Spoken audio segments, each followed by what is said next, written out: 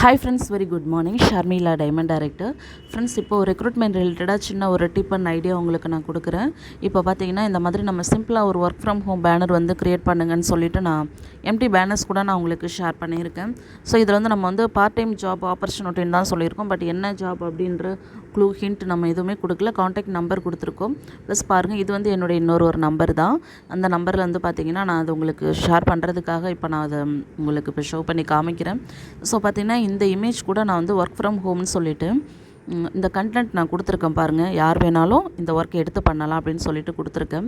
Plus இதில் வந்து என்னுடைய வாட்ஸ்அப் நம்பர் லிங்க் கொடுத்துருக்கேனா, அதுக்கு அண்டரில் ஒரு முக்கியமான விஷயம் மென்ஷன் பண்ணியிருக்கேன் பாருங்கள். இந்த தகவல் உங்களுக்கு பயனுள்ளதாக இல்லை என்றாலும் உங்களுக்கு தெரிந்தவர்களுக்கு அதிகம் பயிரவும் அப்படின்ற மாதிரி நான் லாஸ்ட்டாக மென்ஷன் பண்ணியிருக்கேன். அப்போ நீங்கள் அப்ரோச் பண்ணுறவங்க என்ன நினைக்கிறீங்கன்னா, அவங்களுக்கு கொடுக்கணும்னு நினைக்கிறீங்க. சப்போஸ் அவங்களுக்கு இன்ட்ரெஸ்ட் இருந்தாலும் டைம் இல்லை அப்படின்றதுனால நிறைய பேர் வந்து இந்த ஆப்பர்ச்சுனிட்டியை யூஸ் பண்ணிக்காமல் ஸ்கிப் பண்ணுவாங்க. அப்புறமா பார்த்துக்கலான்ற மாதிரி உங்களுக்கு ரெஸ்பான்ஸ் பண்ணாமல் கூட இருப்பாங்க.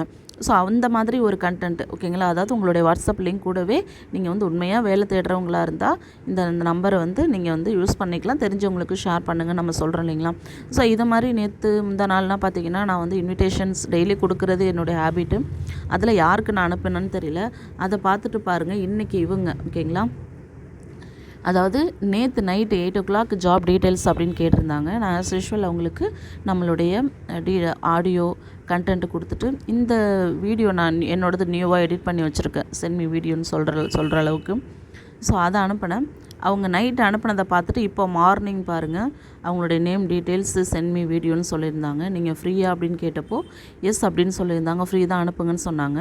நான் எல்டிபி லிங்க்லாம் கொடுத்ததுக்கப்புறம் நம்ம இவங்களை இண்டிவிஜுவலாக இன்வைட் பண்ணலையே, யாராக இருப்பாங்கன்னு சொல்லிவிட்டு நான் எப்படி இந்த நம்பர் நீங்கள் உங்களுக்கு கிடச்சிதுன்னு கேட்கும்போது ஃப்ரெண்ட்ஸ் வந்து ஃபார்வர்ட் பண்ணாங்க அப்படின்னு எனக்கு மெசேஜ் பண்ணியிருந்தாங்க. நான் உடனே போயிட்டு மேலே வந்து நம்பர் வந்து சேவ் பண்ணிக்கிட்டேன். அவங்க நேம் கொடுத்ததுக்கப்புறமா தான் மேலே போய் நான் சேவ் பண்ணேன். இப்போ பாருங்கள், இப்போது 9 முன்னாடி இப்போ தான் ஜஸ்ட் நான் உங்களுக்கு எல்டிபி லிங்க் ஷேர் பண்ணியிருக்கேன். ஸோ இன்விடேஷன் அப்படின்றது ஒரு பர்சன் அப்ரோச் பண்ணுறோம் அப்படின்னா அவங்களுக்கு வேணும்னா அவங்க நம்மளை மெசேஜ் பண்ணுவாங்க இல்லையா? அவங்களுக்கு தெரிஞ்சவங்க எத்தனையோ பேர் இருப்பாங்க. அவங்களுக்கு நீங்கள் ஷேர் பண்ண சொல்லலாம். சும்மா அவங்களுடைய வாட்ஸ்அப் ஸ்டேட்டஸ் பார்த்துட்ருக்கிறவங்கள கூட அவங்களுடைய ஸ்டேட்டஸ் எத்தனை பேர் பார்க்குறாங்கன்னு கேட்டு அவங்களுடைய ஸ்டேட்டஸில் உங்கள் லிங்க்கை நீங்கள் வைக்க சொல்லலாம். அவங்களுக்கு தெரிஞ்சவங்களுக்கு நீங்கள் ஷேர் பண்ண சொல்லலாம்.